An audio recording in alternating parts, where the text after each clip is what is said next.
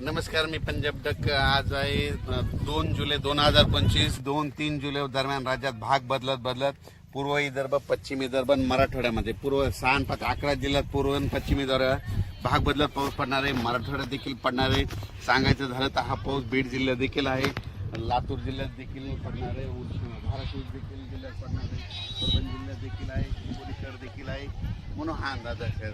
पण राज्यात सांगायचं झालं तर नांदेड जिल्हा, हिंगोली जिल्हा, वाशिम जिल्हा या ठिकाणी भाग बदलत पाऊस पडणार आहे, म्हणून हा अंदाज लक्षात.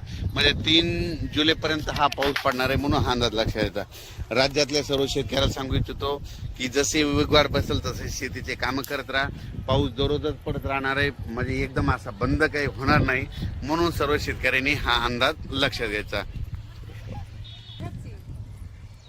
तर राज्यातल्या सर्व शेतकऱ्याला सांगू इच्छितो की बीड जिल्ह्यात काही भागात पडला, आज ह्या 2, 3, 4 जुलैपर्यंत तिकडे देखील काही भागात पाऊस पडत जाईल.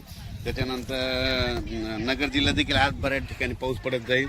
म्हणजे सांगायचं झालं तर पाऊस दररोजच वेगवेगळ्या भागात पडणार आहे, सर्वदूर असं सगळीकडे सारखा पडणार नाही, भाग बदलत पडणार आहे, म्हणून हा अंदाज लक्षात यायचा.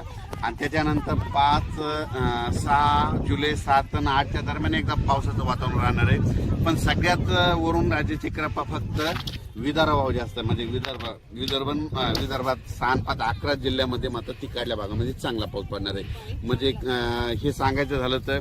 आणि आपल्या मराठवाड्यामध्ये काय होणार की दररोज वेगवेगळ्या भागात दररोज भाग बदलत पडणार आहे, कोणाचं पीक काही जाणार नाही, म्हणून हा अंदाज लक्षात घ्यायचा.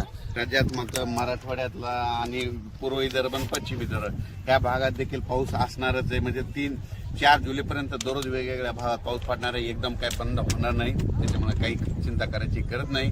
पण राज्यात सगळ्यात जास्त वरून राज्याची कृपा फक्त विदर्भावर जास्त आहे. म्हणजे 6-5-11 जिल्ह्यामध्ये पाऊस चालूच राहणार आहे. त्यांना एक विनंती की तुम्ही जसं वेळ भेटेल तुम्ही तसे वापसा झाली तशी तुम्ही तुमच्या पेरणी